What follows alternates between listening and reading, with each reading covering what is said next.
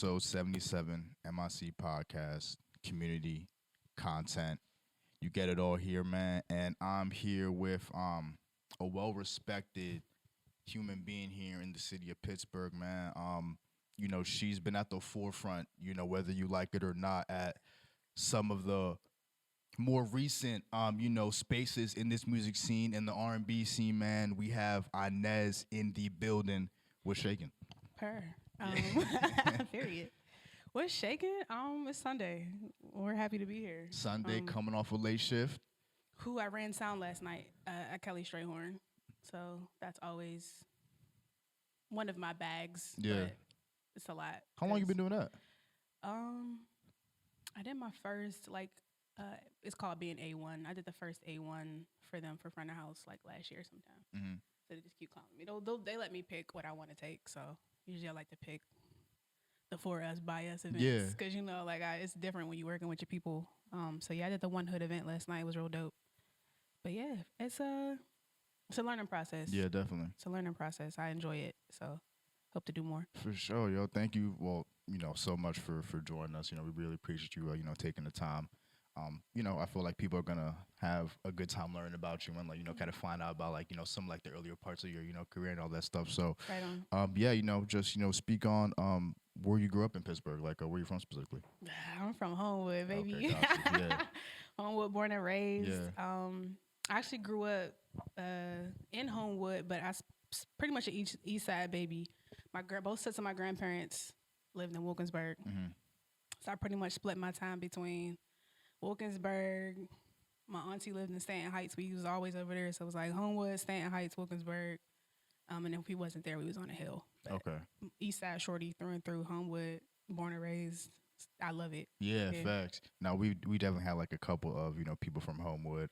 Shout out YS1, Clara Kent. You know what I mean? A whole bunch of people from Homewood. So we deep for real. Yeah, no. I mean, bro, I was even about to say it just sounds like a real close knit. You know what I mean? Like a community. You know, y'all look out for each other.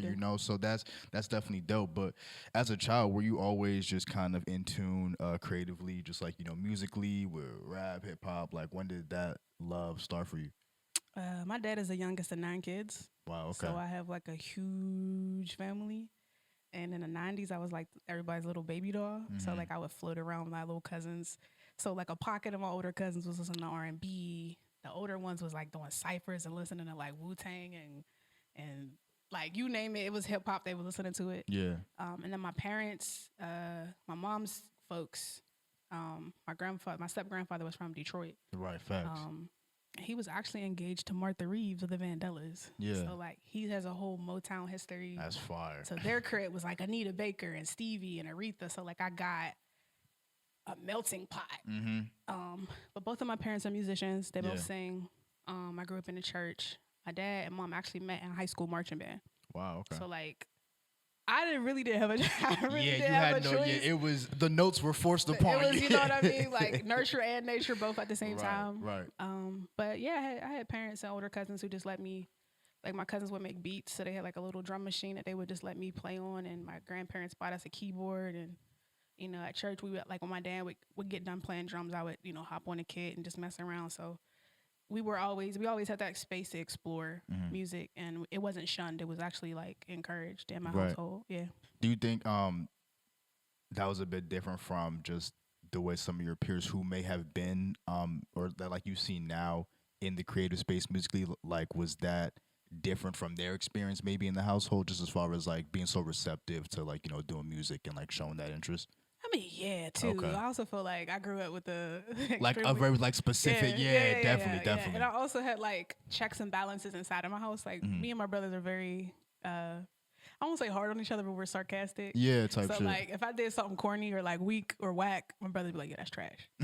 So you always had people helping you sharpen yourself and get better. And now I know if my brothers pull up to a show and actually kill it, they're yo, you did good. Okay. You did good. But when it's bad, they'll be yo, I'm ripping on you for 6 months because I was trash. But yeah. No, they'll just keep that stand. I mean, you definitely got to have that around. Right. So, when was the earliest, you think can remember, when you started to, actively pursue, creating music?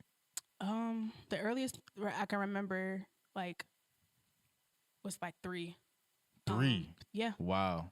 I remember like it was one random Saturday. I was with my dad before church, and he flipped over a garbage can, and I was just like, me and him just That's hitting crazy. rhythms. The sound of the can woke something up. Like It was just like that experience for me. I just remember it so vivid. yeah. But yeah, like I've always been a student of music. Yeah. Like I grew up in I think the perfect pocket because I got all of the older stuff from my family and my parents and my older cousins. But like I was coming into the era of like Timbaland and Missy and Definitely. Pharrell and Teddy Riley and like all of those sounds were like music was super fire. Yeah, facts. And I always like found myself wanting to know like, yo, what is that? How does he do that? Like when Aaliyah's "Are You That Somebody" came out, I'm like, bro, how do you? Is that a baby? Yeah, well, yeah. Like, so really, exactly. Like that was like. Nah, that shit no. And even you even speaking on something like I was even talking like a homie the other day, bro. He's crazy. Like I was just like even listening like some of his just older bro. He was just like way ahead of his time, bro. He was just one of those people. I mean, bro, Missy as well. Like yeah, like you said, bro, the sounds they were creating were just crazy. Right. Not and everything is an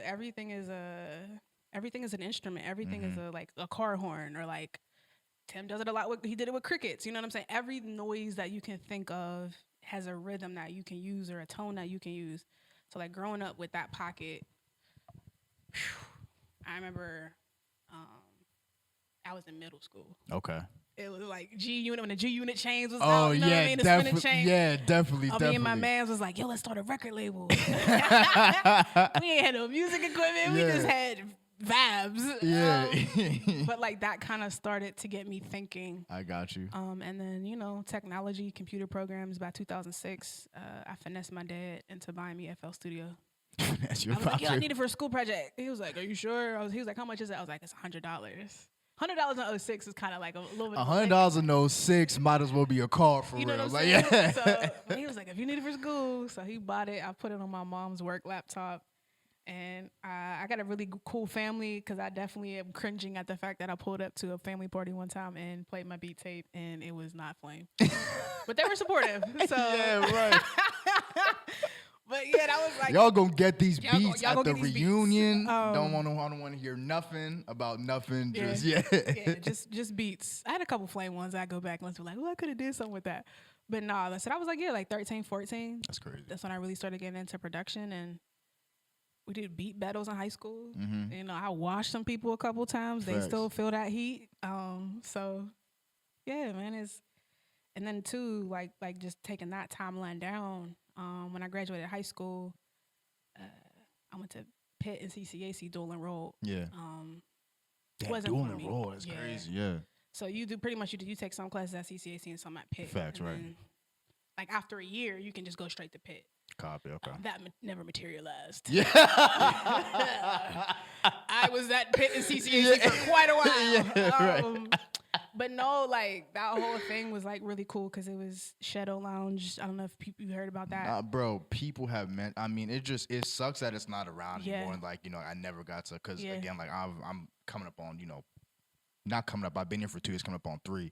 I just never got to experience, it was like a that vibe. era. Yeah. It was a time, and it was so creative. It was like such a creative hub because it wasn't just for the singers or the poets. Facts. It was for everybody. Yeah. So like they did beat battles there quite a bit, So I was a studio rat, and then your mom's house was right above it with Ime. Excuse me, Imai. If you say his name wrong, I'll fight you. But like being a studio rat and having access to like that spot and Shadow Lounge was like crazy. And shout out to my man French. I really learned so much from him. And that's actually where I met Simone. So it was like, okay, cool. Yeah. So yeah, but from that point on, it was just like, all right, 2011, 2012, I started to think about school and college. Berkeley happened. I graduated in 2018. And so much happened at Berkeley. Berkeley is also where I developed, like, okay, you can actually write songs. So like, yeah, then I was like, all right, cool. Maybe I should be an artist. Yeah. And then I became an artist, and now we do all the things. So like when you finally, just like, even kind of like, fast forward and like when you got to Berkeley, how was it like, nurturing that whole, creativity? Because like, like you were doing a role at like, Pitt, CCAC, ended up at Berkeley. Like, what was it like kind of being in like a fully creative space in like in a time where like you have a lot of your independence and, like you're just willing to explore and try shit? It's still hard. I thought Berkeley was gonna be like, I didn't make it seem like in the movies, or you're just like, all right, you're in music classes. So I did actually. Most of my education was online. Okay. Cool fact: I was accepted into the first 150 people when Berkeley rolled out their degree program. That's fire. Over like 3,000 applicants. It's a lot of accolades with you. That's You what know- that's what I noticed on your resume. Stop it. It's a lot of medals with you. Like, yeah. You know, my CV 15 pages Yeah, long. Nah, I'm that's blessed. fire, I'm though. really blessed. Yeah, that's hard. No, but it was like at that point, I could have gone up to the campus. My uncle's a retired Boston PD. I went up to the campus. I already had car payments and stuff by then. So I'm like, bro, I can't swing all of these bills and then try to go to school. So I just did the online thing. But it was hard because I was working full time. I started teaching art as a teaching artist. And then I had a part-time job where I was nannying, and I'm in school full time. That's crazy. And it's like we have assignments every week, but the most of the studying and stuff and the projects is at your own. Did that like pull you away from the music at all? Like, I did. Like, people think too when you're in school, they're like, oh, you must be making songs. No, Yeah, you're not. yeah. You're learning so much. Like, you don't have time to just like, oh, let me make an EP right now. Like, no. facts. I have 4 like I tried to take the electives that were going. I thought it were going to be easy, like music history. Yeah. I wrote so much in that class. Yeah, facts. No, bro. The was too electives much. low key be fucking you up, bro. Because like you take an elective like, oh, love of astronomy. Next thing you know, you gotta like dissect a star. It was like, a lot. It was like, watch this opera in Italian and then explain all these. I was like, dog, what is this? Explain Queen Elizabeth's inspiration Right, behind exactly, yeah, exactly. And nah. so that's also what got me. Like, unless y'all paying for my education after my bachelor's, I'm not going back to school. I don't need a master's in production. I don't need a master's in songwriting unless somebody else is paying for it, and I'm being paid at the same time. Facts. But yeah, it's hard. It's hard. Like, I really.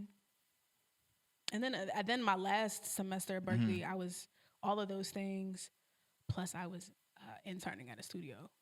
So I was like, when you factor in all Which of that, studio? Soy Sauce has a studio. It's called Tough Sound. Okay. So I interned with him for a semester, and then that's kind of like when I you put all of those things together, like working full time and then family stuff. Definitely. So it's like, if I can do all of that in a 5-month period, this What music can't you artist do? stuff is Yo, what can't easy. you do? Facts. It's so easy. It's so easy. Facts. Yeah. So even at that point, did you drop anything, or like was it just like still all like you were just like, you know, writing personally when you could, like in certain pockets? Or I'm gonna be honest. There's been periods of time where I haven't made beats for like 2 years. No, or haven't facts, done right. stuff. Like, I want people to fully understand, like, I am a live to create individual. So unless I'm like inspired, very Sade when it comes to that. Like, for me, I could write for you any day of the week. Like, we could have a conversation, bust it down, and be like, okay, I'm gonna write from Toby's perspective. Cool.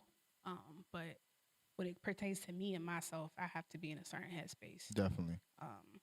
So college, not much got made. Yeah, facts. Just Outside of like what I needed to graduate. nah. I mean, bro, because like you're saying like, you know, you're in school doing this, working this job, and so I'm just like, bro, like I just, even like you said, like I know how just creativity works, bro. Like you need to have the energy, Right. to the time. You know what I mean? Like that shit, you know, comes and goes. It's not really on your schedule. So like I'm not even surprised, you know what I mean? Like, and then like, you know, you look up, like you said, like, you know, 1.5 years, 2 years goes by, you know what I mean? Yeah. Like you haven't sat down, you know, with your craft in a little bit, you know, but it's dope that like, you know, like you were able to, you know, even navigate all that. Yeah. When did beat making come into play? Shout out to Fire Shorty. Yeah. So it was always like, so the thing that I pursued the most in my entire life was production. It was like, okay. I wanted to be in the studio. I remember my dad was the biggest Boyz II Men fan. He had one of their concert books. And so I flipped open the book, and it was like an SSL. I didn't know what an SSL console was, but it was a big SSL console. And I was like, what do all those buttons do? It's like when you go in the studio and you see a big soundboard, like what do all those buttons do? It's like a spaceship, like some Star Trek shit. So that was always into my brain, you know, the engineering side, how do things work. I'm always interested in how things work. Like, I'm even people over there like, oh, I know they got the XLR right there. Yeah, right. Like, I'm a nerd for real. So like, Yeah. all of the pieces of my personality and like how I was raised shaped that. So it was always some sort of technology, some sort of music. So beat making was that. I also was like, I did not sing publicly until I was 18. Wow. So like, I was that. I didn't want to. I didn't think I could sing. I didn't think my voice sounded good, you know. And my cousins used to get mad at me. They're like, "Why are you singing? You just walking around humming. Like we don't want to hear you hum. Shut up." Yeah, right. So like either sing or don't. Either do that shit right. Yeah, either you know, do that shit or quit humming. Yeah, like. so it was like, but the easy thing for me was I always wanted to be behind the scenes. So it was like cool production. I can make beats and Really? Okay. I had some really cool run-ins. Yeah. You know, when I was super young and impressionable and had people like, yo, you know, I had one potential run-in with Beyonce. Oh shit. And I had one potential run with this guy who was like, yo, I want to drop some of these beats in for Carrie Hilson and Trina. And I was like 18, 19. And I was like, what? But again, too, I wasn't a quantity person. So like when people were approaching you like, oh, they like these beats. Cool, where's the rest? And I used to panic because like I don't have any more. Bro. Like I just made these. This is it. Yeah. So it just wasn't that. It wasn't the right time. But even knowing I was that close and I could get there, it was like more than enough to know to keep going and like keep pursuing down that path. Why was it like a potential bit of Beyonce? Like was just like you were like speaking to someone that like was in contact with her? Shout out to my cousin Rest. I haven't talked to him in a really long time. But he was out in Atlanta doing some writing for people down there. Copy, okay. And so one of the big dogs at Sony Publishing was one of his good homies. So I sent my cousin a beat back, and he wasn't really like, I didn't really hear much from him. So I'm like, oh, he must not like these. Yeah, type shit. The next morning I'm at work, and he's like, yo, cuz, I'm on the phone. I got somebody on the line. I'm like, huh? He's like, yeah, so-and-so at works for Rock Nation, and he really liked that joint. He was like, I sent it to him last night. I'm like, well, bro, it'd have been nice if you told me you like the song. I'm sitting there thinking I just sent you some whack stuff. Right. So he's like talking on the phone. He was like, yeah, do I have your permission? Like, I would really love to send this over to her team. Like, I think this would really fit her sound. And I'm sitting there at work, like, yo, that's scared. Crazy. I'm like, that's my mom for real. Yeah, like, dead ass. Like, this one raised me, so chill out. So he was like, actually can't even say his name because dude is actually he's from Pittsburgh. But he was like, yeah, like I work with J-Lo back in the day. You trying to get a manager? And I'm sitting at work. Mind you, I do not make beats all the time. So I was like, yo, as soon as you get home, send me some more. I froze. I'm like, I don't have any more beats to send, and this is like once in a lifetime opportunity. So yeah, nothing materialized from that. I still got the beat. One day I might play it for her when I meet her. Like, Beyonce, I got your beat. You're right. But it was one of them situations that, like I said, it let me know that I was absolutely doing the right things. Track, yeah. Because too, I used to get so frustrated because my beats didn't sound like other people's. And when that happens, that's probably the best trait ever. Yeah, but not when you're looking like to get better at things. If you don't have a point of reference. Fair, yeah, that's true. It's difficult. Yeah, like, definitely. There's a lot of stuff on my album. I was like, people aren't going to get this. It's going to be a little bit too avant-garde for people, but that's the stuff people are like, I love that song. That's what I'm saying, bro, yeah. It's lessons. We learning. So like immediately, just like, kind of after that moment, did you kind of kick up your production with beat making? Oh, for sure. Okay, gotcha. I sat back in. I was like, all right, no, you know what I'm saying? Fuck Next time that. I'm not going to fumble the bag. That. And even now, like my peers and like the guys that I really look up to and the shorties that I really look up to that are producing music, they have folders full of beats, and I'm like, I got some ideas. But I said, I think too, when life opens up itself for me to be more financially stable and I can afford to just make music, that's what's going to happen. Absolutely. That's why Beyonce can give us Renaissance. Because Beyonce got enough money to be like, I don't have to do nothing for a whole 3 years. But I'm creating because I want to. You know what I'm saying? Yeah. So that's the goal. That's freedom for me. Nah, I think that, you're in a perfect pocket mentally. Just, that's definitely dope. So what led to the first performance for you at 18? Ooh. Like how did that come? Like, was it just like your cousins be like, nah, fuck all that humming, give this girl a mic and force her to do it? No, I had been through a lot. High school, I was in a double fatal car accident. I wrote about that with Public Source in the city paper. Grateful for that. Definitely. My mom had a stroke when I was in high school, and then I lost my grandfather, and then my cousin was murdered. So like I dealt with a lot the last 3 years of high school. Mhm. So it got to be graduation, and I was born in August, so like I graduated in June and then turned 18. Got you. So I was like, I'm not having 2 separate parties, bro. Slide them things Yeah, together. we're just gonna consolidate. Right. Yeah. Right. Mm-hmm. So I don't know what got into me. I was just really grateful that my family pulled up. It was, a difficult time financially too, because it was right around the time there was like the economy was like doing bad in 2008 and 2009. Definitely. So like, what I'm saying, people like came together and got me a graduation party together. So I just stood up and, I thanked my mom and I sang like a church hymn, and everybody was like, jaw hit the floor. Mm-hmm. And then it was just like, after that, everybody's like, all right, now you really gonna sing, because we know you can sing. Right. And you have a crazy voice. What'd you sing? Do you remember? It was a hymn. It's called I Don't Know Who Holds Tomorrow. And it was one of my mom's favorite songs that, you grew up in it, like back in the day, your mom just like stay up at the bus stop with you and she playing gospel loud as hell. Right. That was my mom's song. Got like, you. Like every morning we gotta hear this song while we waiting for the school bus. But yeah, and also they did that same thing to me. They pushed me to the front of the stage at Shadow Lounge. Wow. During a beat battle, by the way. Yeah, I was being about to ask, like, did you ever get to perform at Shadow Lounge? Like, you were doing anything over there? So they were doing a beat battle, like, yo, is anybody sing? We doing all these beats, anybody sing? And it was like, they parted like Moses. I was like, Danny sings. Shit. And I was like, God damn it. it's crazy because it was literally like an episode. It was like 8 Mile. Yeah, right. It was like all these hip hop heads in here, and then here's just me with the stage, like, I'm gonna sing this gospel song in the middle of this hip hop. Yeah. And it was the scariest like 45 seconds of my life, and then I stopped singing, and the place like goes crazy. Fire. And I was like, again, like along the way, small like things that let you know, all right, stop playing with yourself. You actually got something here. Definitely. So yeah. So fast forward, right, to Voicemails and Confessions, man. Your first like full length project. Just speak on that. What led up, to you dropping that? How did it feel to drop your first album? What went into making that? Like, where were you at mentally?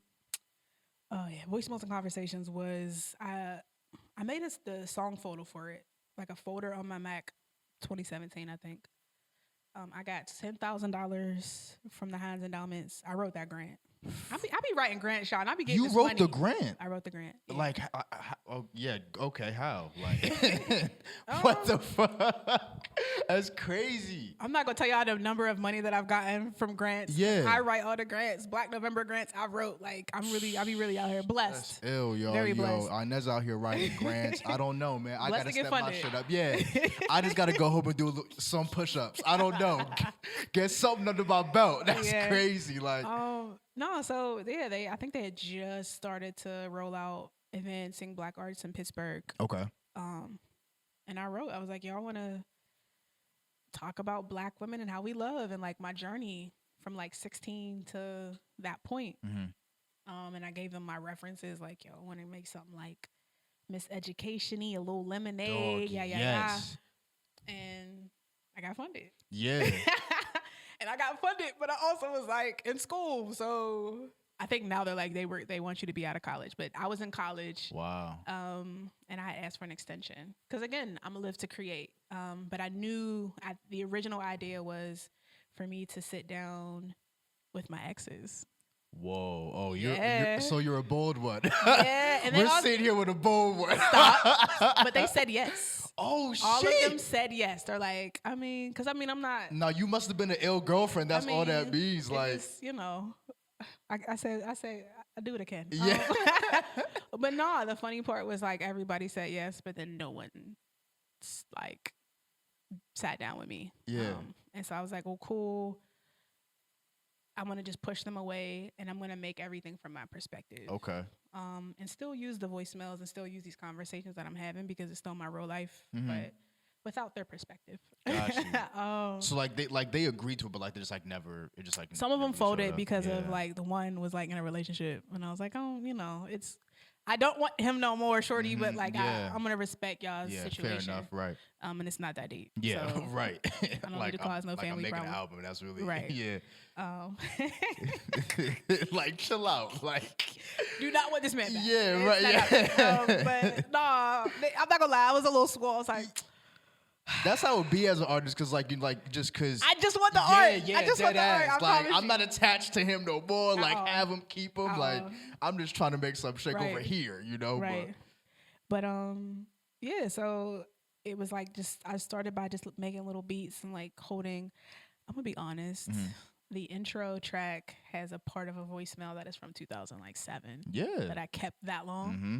Yeah, no, I know. I remember the intro track. I remember the intro again. Yeah, you know, you got niggas on the phone like Tiger. Like, listen, this is Tiger. Oh, that was real. Yeah, listen, this is Tiger Woods, please. Like the end of that where I like make the voice sound weird. That's really somebody saying like he folded on me, and I kept it because I was like, how fucking dare you leave this in my voicemail? And I'm glad I kept it. Yeah. But then it was just like interjecting my family. So like. My nephew's in it, my sister's in it, my nieces are in it, in the intro, and then my niece has her own interlude with my brother, and like it's all the phases of love, like platonic, romantic, like familial, like every version of love that I received, I kind of poured into this project, and I just wanted to make the production of it, just feel like a cohesive piece. Definitely. So I wasn't worried about sounds per se. I was worried about like the intention. Like I would like, I want a ballad, so I have a ballad. Like I want a fire R&B record that the shorties could get down with. That's how I Don't Need You happened. Like it was for me intention. That I Don't Need You. That I Don't Need You. No, y'all was in there wilding. Y'all was in there bugging out. I'm fucking out because like I listened to that track when I was prepping with my interview with Simone. Like I was, and like it's funny, like you even say that whole like education, just even like the whole Timberland, like because like, I was even telling Simone like just even that song, it's a sound reminiscent of that time, but like it's not. Yeah. It's not trying to copy it necessarily. Like it just captures the essence of it, and then like it just brings it into like the modern day. It just like has elements of it. So yeah, no, I you got that off. Like I definitely got that from the album for sure. And I'm proud of that. I'm proud of that whole album because I produced 80% of it. I wrote all of it except for Claire's verses. Yeah. And then like I mixed it all. I mastered it all. There's so much stuff that went into the album that was just like, it's like just my heart, my heart. And then I had other producers I would just grab stuff off of. Like, I'm the type of person like when you playing beats, I'm listening. Yeah, no, because like I was about to say, like I ain't know that like like I knew that like you made beats, but like I just didn't know like that was like one of like your main joints. So like do you normally produce a majority of your music and like mix it and master and all that stuff? It's just you can't. I have to. Yeah. Like, yeah. Nah, he the exact same way. He don't let niggas touch shit. I feel it though. Like there's people that I trust. And I think when you're executing your own project, you have to be very careful because you don't want every song to sound the same. Right. But for me, it was like I know where to go if I need a certain vibe. So I knew I had Clouds. Benji produced Clouds, so I grabbed that. That was one of the first beats I had for the project. I listened to Clouds. I started cleaning my crib immediately. Like, bro, my shit was. I grabbed 10 Clorox wipes. It was on the wiping shit down. You know what I'm saying? Clouds is good for cleaning. Yeah, Clouds is good for I was like, damn. You know what I'm saying? I went up to my people's place. They have a farm. And I went to their place and I was just literally laying out in the land. Sunny. It was like perfect. It was like 75 degrees. It was quiet. Clouds. Light a little something. Yeah. Clouds is a vibe for real. Nah, bro. That shit, I was like, bro, it was Saturday morning immediately, bro. I just started sweeping up. I'm like, nah, this shit is like, it's just like a vibe, like you said. And I hated Clouds when I made it. For real? That's crazy. You're not. That's wild. I was like, I wrote the hook on Benji's couch. And I was like, well, this might be something. And I recorded it. And then I hated it. I was like, this sounds terrible. Let it sit for like 4 months. And I like was going through my stuff again. I was like, this don't sound so bad. So then I put my verse down, and then I sent it to Clara, and she pulled up like a week and a half later. Actually, she didn't reply to me at first, so I thought she hated it. But then like she come back through with the flame, and then Clouds was born. Oh man, that's love, man. Shout out to Clara, but that's fire. Just again, man, with the whole. It's voicemails. Is it confessions or conversations? Conversations. Yeah, like that. Like again, like that. Might as well be confessions. Yeah, I'm a whole lot on that one. Yeah. No, but so like just even as far as like producing 80% of the album, like how was that just like working so intently on your first full length project? Like, did it I'm insane. yeah, like just like, crazy. coming out on the other end of that, it's just like, damn, like So let me give you some history. So I announced my album on December 3rd, okay. 2019. Copy, okay. It was like 40% done. Damn. So in the days between it came out on the 19th. Okay. So what I did was my job at the time, I tend to like save my vacation days because I like taking just like a chunk of them at the end of the year. Yeah. So I was just like work. Fair. I took like all my vacation days and just like sat in my room for like 2 weeks and just cranked out an insane amount of beats. Like I have pages of notebooks of like, this song is done. This song is a demo. I need to recut this verse. I need to do this. I need to mix this down. And it was just like you know that meme where the dude has like the wall behind him and he's connecting the dots and he looks. Yeah. Facts. That was me. Always Sunny, right? Yeah. And it was so hard on my body. Like I will probably, if I can help it, never do that again in my life. I learned so much about myself. Like I was throwing stuff. I was cussing. I was crying. It was so much because I was like, all right, because Pete. December 3rd, I announced, but then City Paper reached out to me and I got the cover. That's crazy. Talking about the album. Yeah. So I didn't even, when I did this, when I sat down to do the interview, I only had a few songs that were like even ready to go to radio. So it was like, I can't like have this whole city looking at me like, where's the album that she said she's talking about? Jesus, yeah. So I literally locked myself in my room and just like, was right. There was stuff I didn't even write yet. There was whole songs that weren't even in like that were still ideas in my head that I had to like push out, demo and like do. But I got it done. Nah, real shit. Yeah. I got it done. I mean, like, so just even again, hindsight being 2020. What about that experience would you do differently? Because I mean, too. It's a blessing to be able to say that and then have the response ahead. But then I'm just like, when I listen back to voicemails, I'm like, damn, I wish I had more time to like fix that part. Or damn, I missed that part. Or like, oh, there's like a issue here. I wish I would have had enough time to have time away. I like having time away from stuff to gain perspective and to be more objective. So that would be it. That I don't want to rush my art anymore. It's a flex to be able to say, oh, I finished 14 songs in 2 weeks. Like, that's cool, but also that's insane. Yeah, and I think now more than ever we need to be more intentional about our art. Definitely. Because the world needs craftsmanship. Right. And not just trying to ride a wave. You know what I'm saying? No, definitely agree. And I was even reading the article when you got that artist teacher opportunity. You were saying that the city really doesn't have like, well, it needs an assembly line. You know what I mean? Like it doesn't really have like an ecosystem. And again, like just like I was even saying earlier, like it seems like, you're one of the people at the forefront who is, trying to make space, trying to create that ecosystem. And it's just it's honestly beautiful, man, because like it's just everything that we are about on this platform, and it's like it that's pretty much our entire mission statement. You know what I mean? So Pittsburgh's very own. How did that come about? What led to it? How did you, get the artists, come in contact with them? Like,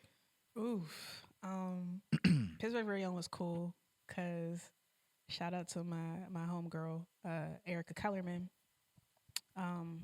They were doing, that was their event. They were picking the artists. So they reached out to me and they're like, hey, we got a PVO coming up. We got Sierra. I want to know if you want to do it. And then do you know anybody else? I'm like, first of all, I didn't have my album wasn't out at the time. So it was before my album came out. For real? I only had one song out. Oh, wow. And I wasn't even doing shows. That was my first show. For real? Yeah. For real? Yeah. Bro, because like it said Pittsburgh's very own too. And like I was like, when did the first joint happen? The first one happened earlier that year. So it was Mars Jackson, Clara, Benji, and Jesus. I cannot remember who else was on that bill. But yeah, it was them folks. And yeah.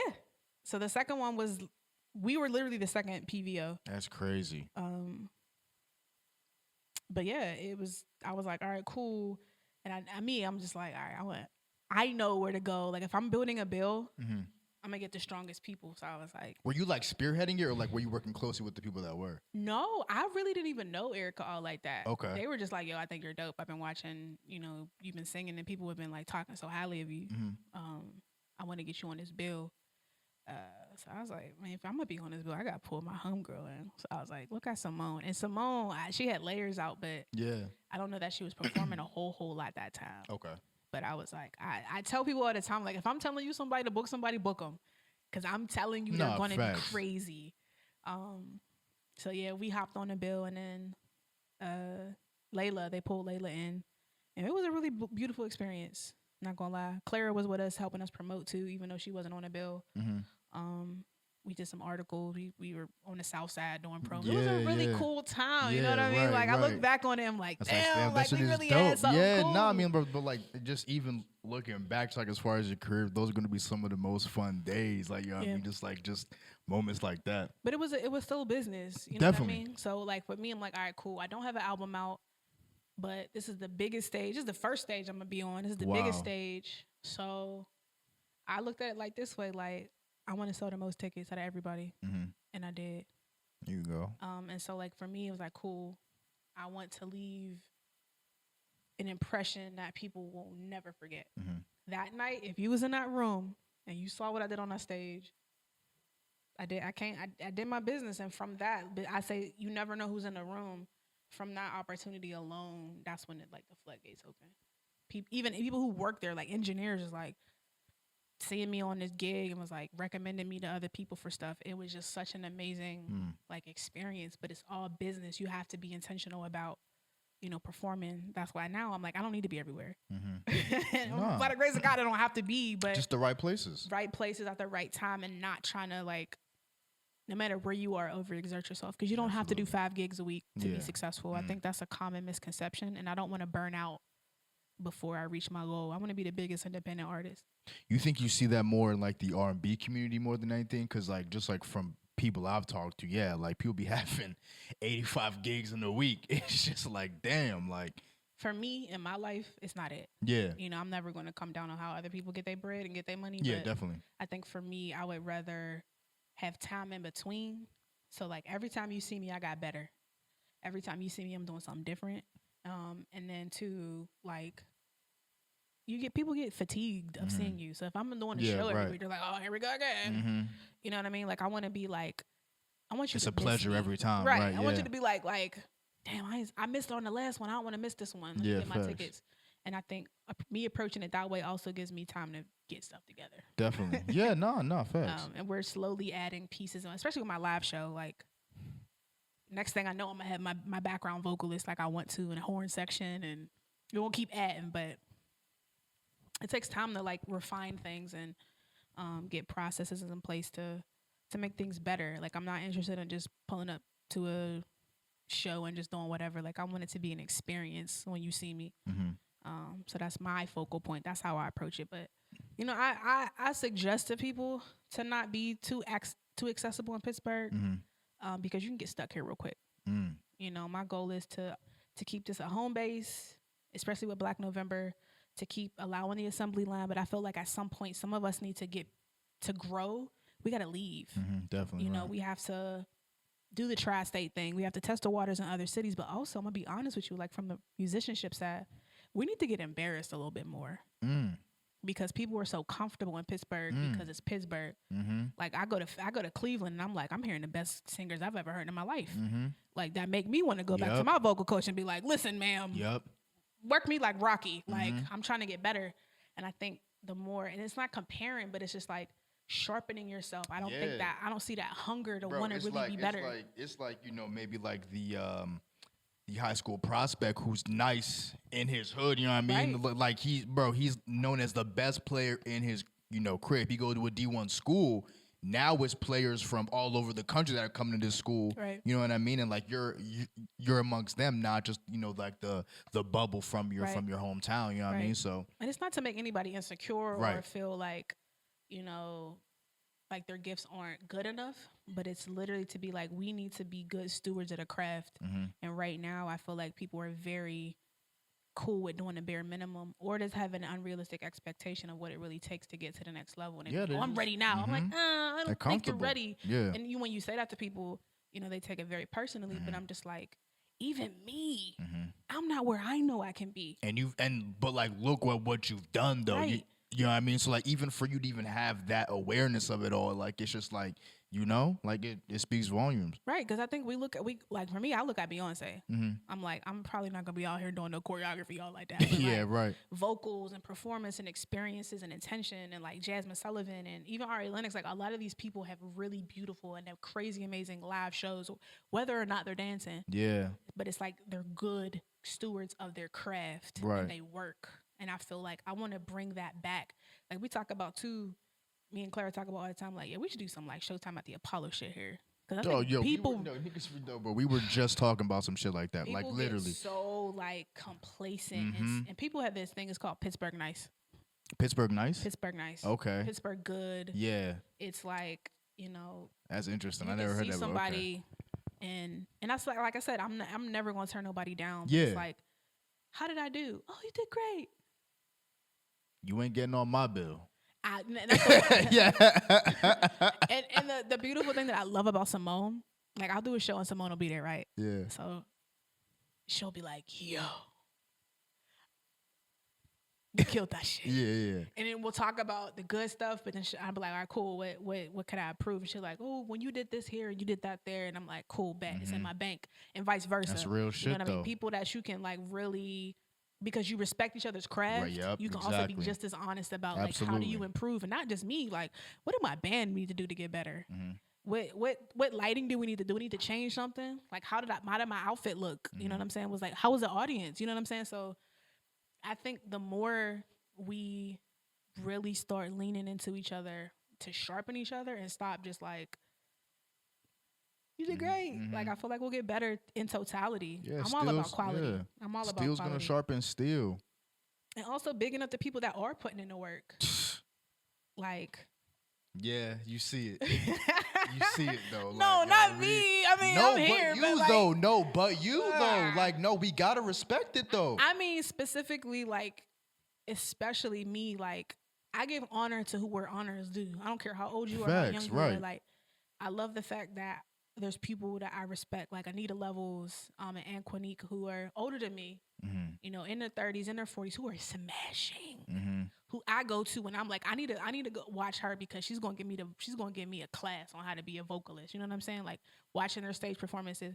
But then there's also people coming behind me that's like the Deja Monets, who are just like incredible vocalists and who are so talented, who also need to be bigged up because they're doing the work and they're about their craft and they sound incredible. Like we have to do more to support that. And then the people in between, the people who need help, the people who need the artist development. So that's really what I'm trying to bring to the city and by Black November is like, how do we help everybody at each level of their journey? Yeah. Because there's people that they just need a little polish. You know what I'm saying? They need right, some just guidance. like a little bit. Nah, definitely. And we have to be honest. Yeah, facts. In order to really see them blossom and grow and like like really be nurtured. And I definitely do want to touch on Black November. We're definitely gonna get that. Right. But speak on your relationship with Clara and Simone. Like how did you meet them and what is it like collaborating with them? Creating art with them. Like people that you consider peers, your friends. You know what I mean? Like speak on that. It's love. Yeah. I met Clara. I met Clara in 2018. I'm not gonna go into the story. She knows the story. But she was dressed to the nines the day I met her, and I was literally coming from teaching, so I felt like crazy. I was like, I'm in the presence of Clara Kent. I need to clean myself up. Yeah, right. Yeah. Let me iron my shit real quick. But she was such a sweetheart. And then we just we didn't click right away. Because we weren't around each other a whole bunch. Okay. But it was just always mutual respect. And then we kind of just like finally got the chance to like politic. And we were just like, yo, you're dope. I like you. You're dope too. Yeah. And the rest is history. Simone, we went to high school together. Okay. She was my upperclassman. Oh, we were both in high school. We were both in band, but our paths didn't cross at all. She graduated with my brother. We actually just met at the studio at your mom's house. Because the engineer at the time had played her music. Like, yo, who is this? Her tone is crazy. Yeah, Simone got some. Yeah, she got some shit. And I was like a fan. I've been a fan. Like I'm president of her fan club. If anybody Simone doesn't is know, fire. I We'll only stream step that aside. layers. Yeah, I only step aside for mom. Her mom could be the biggest fan, but if her mom's not in the building, I'm president. Facts.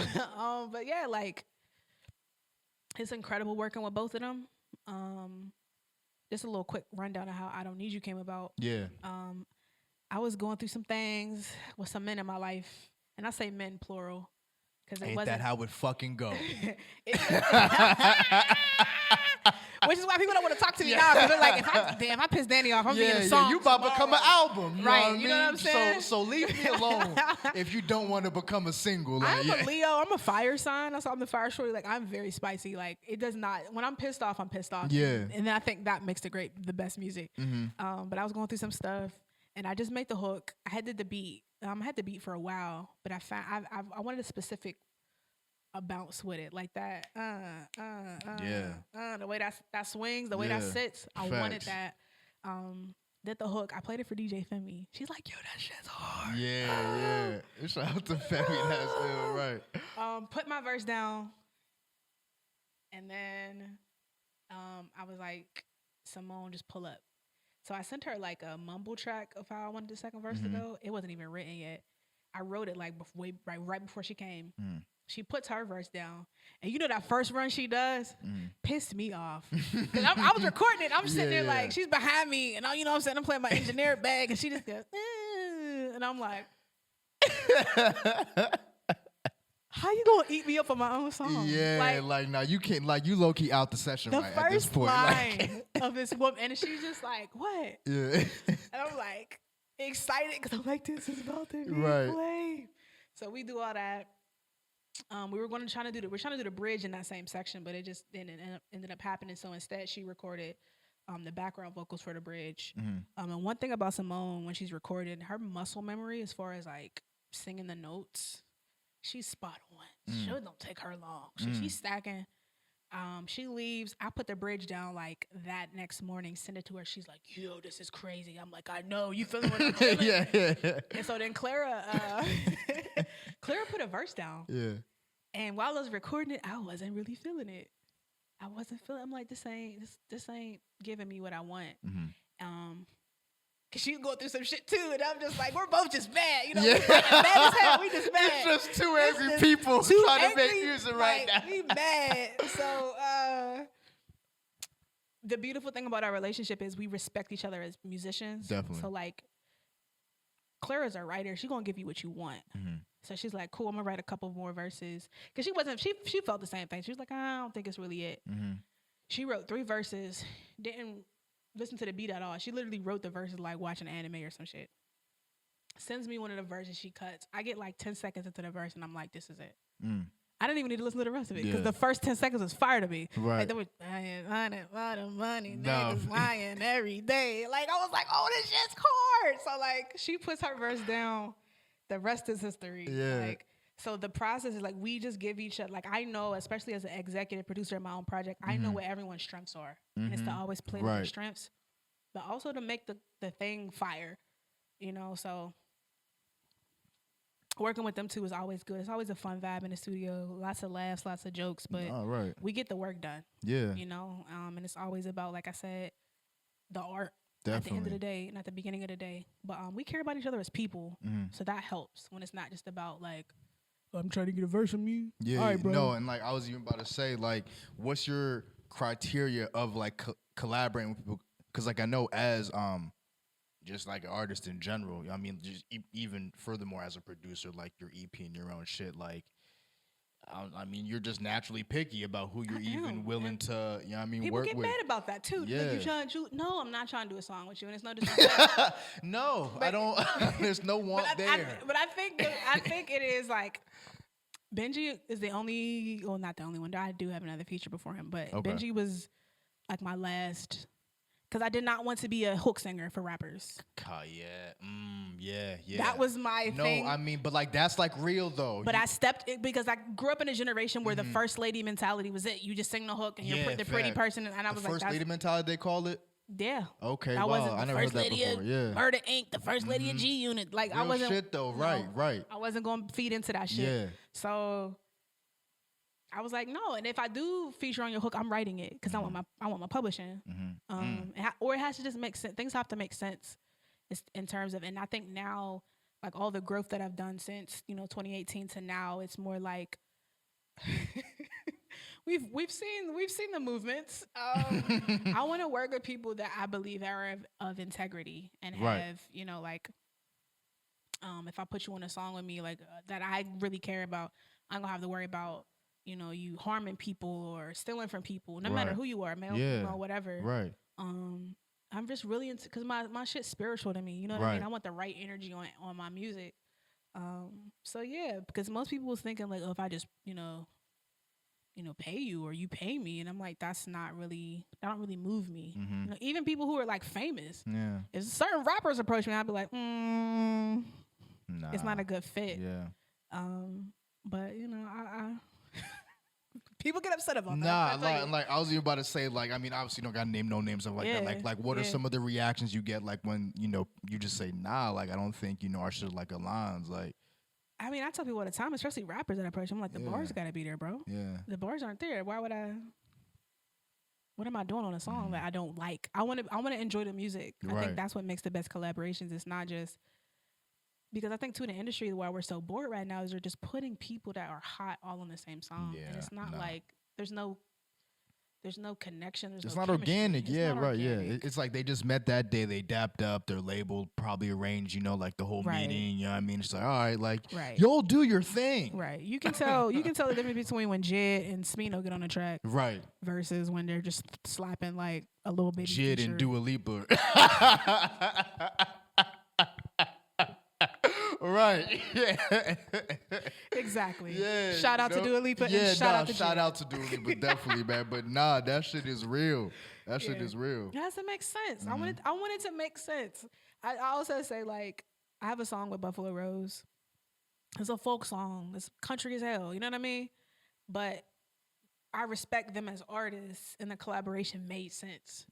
Because I also don't want to be put into what music can I not sing. Y'all might see me on a rock record or like get my Haley Williams on like Paramore. Like I love music that much. Yeah. And if I sound good on some shit, I'm gonna sound good on it. No, like I'm but it just has to make sense. Yeah, no, I'm the same way as a consumer. Like if it's just good music is good music. I don't care. Like it's honestly music is ultimately genreless, but like, for us to categorize shit like, awards and all that stuff, like, we categorize it by genres. But again, like I mean, we've seen it, bro. Like good music. Like if you look at like some like the top 100 songs ever made, it damn near doesn't even matter what genre it is. It's just like, nah, damn, that song is a joint. Like across any age, generation, age group, demo, whatever you want to like. When Don't Stop Believing comes on, like, bro, come on. You know what I mean? You don't stop. You don't stop believing. Like, the belief doesn't cease. You feel me? At like the top of my lungs. Yeah, with facts. all the windows down. I don't care if I'm in the hood. Real y'all gonna shit. get this. Y'all gonna get this journey. Absolutely. Y'all gonna get this. First of all, Kansas Carry On My Way with, son. That's my shit too. Yep. You gonna get this music. So Rolling in the Deep. You can't, bro. Come on.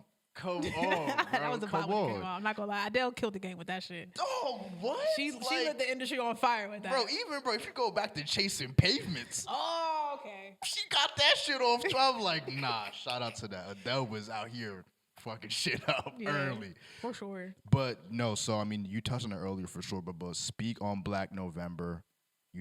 How did that come together? What was the goal for that? And how has it been? Because it started 2020, right? Yeah. So like, it's been like 3 years. Like, whew. just describe y'all's journey up to this point. It started just as not a fuck you, but it started as a like. It's so funny now. Yeah.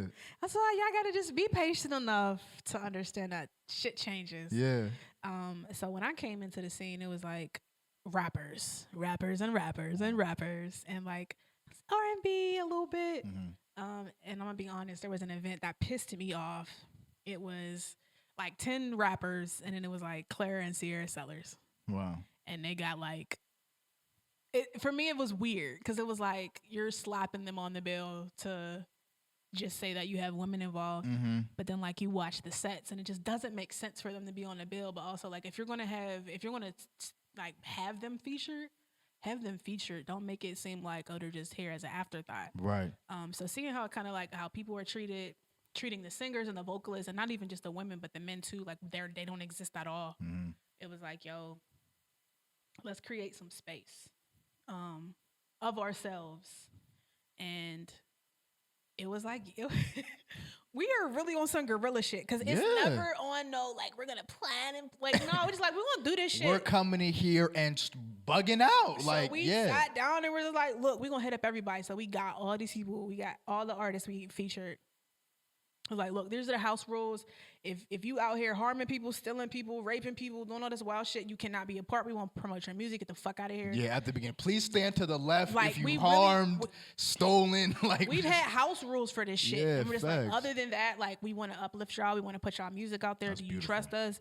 Everybody sent us their music, and it was like, cool. So we have this cohort of people that like fuck with us. We're able to advocate on their behalf to get them certain things, and not that we're not their management. Yeah, right. We're not their booking agent, nothing like that. But we just want to be like, this is a space that we're going to uplift, and that's what we did that first time that we did it. And then Hands Endowments and Pittsburgh Foundation was like, I was having conversations. They wrote out the Advancing the Field grant for $25,000, and I was talking to Claire like, yo, we should go for this bread. So I wrote the grant. We went for the bread. And we got it. Wow. So that $25K, we're like, cool. Wow. This is going to help us like adjust and get money. But also the goal for that was for it to not just be a marketing and promotional company, but to be an artist development incubator. I can't announce what we just got, but we just got another grant. I was about to say, like, so like I'll tell you off camera how much it is. Young Grant, yeah. This might be Ulysses S. Grant. She might be the Grant God, like. But just even getting that $25K, like, was that just like the first funding y'all had received up to that point? As an organization, yes. Yeah, okay. And like, so what was that like? And did you have experience, navigating like that type of money in your life at that point? Yeah, because I mean, we're all independent artists, so like we control our finances. So the nonprofit world is a different beast. We had a fiscal sponsor, so that makes it easy, but we're still in control of the money. So we just tell them what they want. What we want them to cut checks for, they cut the checks. So being in charge, that felt great. I'm not gonna lie. Yeah, cut $1,800. But like real shit, it was such a surreal thing because we're from the hood. We are from around the way. Right. So like to be able to help, I'll never forget the message that I got from Deja after we did Speak Your Truth. Like that's what it's about. It's about making artists feel seen and feel respected. And I'm big on that. So like even when we do an event with somebody and we're like, is Black November's name on it and Black November is running the stage or whatever we're doing, it's like we're coming there as artists, but we're also coming there as facilitators, and we want to make sure the audience is happy, the vendor's happy, and the artist is happy. And so like we really put that love that we have for ourselves and our craft and our community in the forefront. So it just makes it easier. It's hard work. Yeah. It's a very thankless, we start some of the waves. Like, I'm gonna be honest, we're having conversations with people, who make $250,000 a year. And I'm coming in with my grill and my gold hoops. Like, yeah, word. You gonna run us this bread, sir? Or yo, sir, respectfully, just run us the bread. That's it. Or like, like, why are there no Black people performing downtown? And it's funny because it's like there's some things that are going to be thankless, or like, right. There are more Black people performing downtown. Why did that happen? Well, because I went up into the office in the boardroom and talked crazy to some people because I'm like, you can't have Black squares in 2020 and not cash in on the Black Lives Matter. No, we want ours off the top. I seen a lot of those squares fade from the profiles. Real I quick. don't know. So I don't know what happened, y'all. The whole TO was Black for that day. Like, right. So like being in the position to I think too, it's easy when you have an established rapport and track record of your art. Definitely. People listen to you more. Definitely. If you're not really doing a lot out here, you can't leverage your stuff and advocate like the way you want to. So it's literally just taking INEZ, plugging it into this thing and making it work for the people that I believe in the community that I'm fighting so much for, and to have like a co-pilot with Clara, and to have we have an amazing person working with us named Janita. It's 3 Black women, so we're a Black women-led organization, fighting for the R&B artists of the city, to help not them stay here, but to while they're here, you know, and to bring resources back so that they can go wherever they need to go in these United States. And so that's what we're working on this year. We got some cool partnership stuff happening outside of Pittsburgh, and to make this place as fire as I know it can be. Like Pittsburgh is a very rich city for jazz and black music. Like the Hill District was like ground zero for a lot of jazz. Yeah, I was like kind of like reading up on that a little bit. Like Ella Fitzgerald came through here, Dizzy Gillespie and all of them was up in the Hill District. Crazy. You know what I'm saying? My own family history with your grandfather, right? My great uncle J.C. Moses was a jazz drummer that was around. There's a jazz drummer by the name of Max Roach. They were like best friends. Yeah. Max Roach actually wrote a solo for my uncle when he passed away. Okay. And Max Roach is one of the people that influenced people like Questlove and everybody like that. So it's like there's so much history here, and it's like we shouldn't have to just wait. You know, all right, Wiz is here, nothing. Mac, nothing. There should be, we can fill in these spaces and help create a consistent, like I said, an assembly line of not even just, I feel like too, when the R&B side gets popping off, everybody else gets some shine because now everybody's focused on what Pittsburgh has to offer. My piece of the pie is just making sure that the singers get their fair shake and we're not treated as just the hook singers. That shit, I mean, everything you've said for like the last 5-10 minutes, I 1000% agree on. Like, I think that's completely true. And I think, you know, you've even, you know, taken the steps to, you know, fill those gaps. And yeah, man, like it just needs that, like you said, assembling that ecosystem, that all is just symbiotic. You know what I mean? Like, so I definitely feel that. Shout out to Black November, man. Go support that. All right, so damn, because like I have mad questions here for you, but like, yeah, for real though, bro. So we're coming up on time here for real. I do want you to speak on the For the Love of You event, you know, that just happened, you know, 2 months ago. Just kind of give us a quick breakdown of that, how that went for you, and yeah. Crazy. Like I said, I'm about experiences and I'm about making things like fire. And I want Black women, especially with Black November, to feel supported. So I was like, yo, in 2020, we did an event at Club Cafe. It was me, Claire, and Simone. We sold it out. We brought the hood. We brought the family reunion to Club Cafe, and it was, the vibe in that room was immaculate. Like, everybody keeps asking me, like, yo, when are you going to do another one? That was crazy. It was my favorite night in Pittsburgh. So when Thunderbird approached me again, I didn't want to do it for real because I was so tired and burnt out from getting ready for first night, but I was like, cool. So I just reached out to the people that I would want to hear on the bill. You know, and I used my name a little bit because I sang 2 songs. There you go, I didn't sing all night. Everyone's like, you're going to sing more? No. But yeah, I pulled together a list of vendors. I had amazing sponsors who were all Black women-led organizations in the city of Pittsburgh. And that room was crazy because all the stuff that was in there, I shipped up like 400 flowers from Ecuador and Miami. Wow. And gave everybody chocolates, and everybody had a rose, and I got a photographer. So it was just an experience. And if you were in that room, you saw like just the magic of the room, and the music was crazy. Shout out to Jerome Kirk when he was at MD we had that night. But that's what it was all about. It was about creating something that makes you feel like you're not here and not like people were going to see or talk about. Everybody approached me after the event and was like, this was so needed. This was so needed. I needed this night. Like, yeah, that's when you get me, when you see From INEZ with Love, you're going to get quality. Whether it's through my music, whether through its events, engineering, whatever it is, Black November, it's going to be something that's from my heart and that's intentional. And that is an experience for the people because I love everybody. Yeah. So that's beautiful, man. Yeah. Yo, INEZ, thank you so much. I do want to say thank you for taking the time. I appreciate, you know, I'm sure I speak, you know, on behalf of, you know, the people that you've worked with and like in the city. Thank you so much for your contributions. Thank you so much for your future contributions for, you know, Black artists, Black women, you know, and creating those spaces for people in the city. That's all love, man. Yo, tell them where they can find you on social media. Anything you got coming up, music, projects, events, promote that. But the floor is yours, yo. Yeah. So you can follow me on Twitter at FromINEZWLove. You can follow me on Instagram at FromINEZWithLove, TikTok at FromINEZWithLove, and Facebook at FromINEZWithLove. And I'm chilling right now. I'm working on this new EP. I'm tired. I need new music out. But other than that, I got some stuff I can't talk about yet. But just keep an eye on my socials, and www.inez.us is my website. You can always find out what's going on right there too. There Join my go, mailing list. Tap in, follow MIC Podcast, episode 77. Man, we got INEZ in the building, community content. You get all here. Peace, yo.